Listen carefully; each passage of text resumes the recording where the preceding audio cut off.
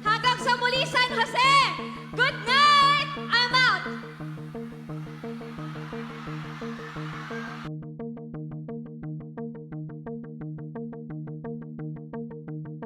Mainit na pinag-uusapan ang pag-walkout umano ni Francine Diaz sa isang LGU event sa San Jose Occidental, Mindoro. Tila pagtungtong pa lamang kasi ng aktres sa stage, ay hindi man lamang tumagal ng 10 minutes ang performance nito at agad na nagpaalam sa kanyang mga fans. Hanggang sa muli, San Jose! Good night! I'm out! Samantala agad na ipinagtanggol ng Franceth fans si Francine Diaz. Marami nga ang nagalit sa kawalan ng respeto ng organizer ng naturang event kay Francine. Anila ay matagal umano naghintay ang aktres bago ito makapag-perform. Kaya naman sagot nila ay sino ba namang tao ang hindi alis kapag hindi nirespeto ang oras mo.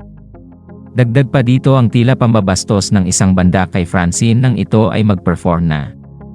Sa aking ibabahaging video ay mapapakinggan na patuloy na tumutugtog ang gitara habang nagpe-perform si Francine Diaz.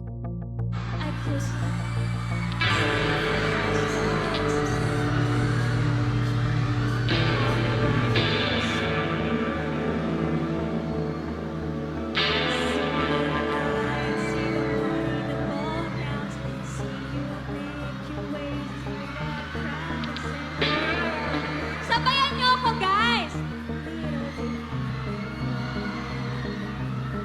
Go!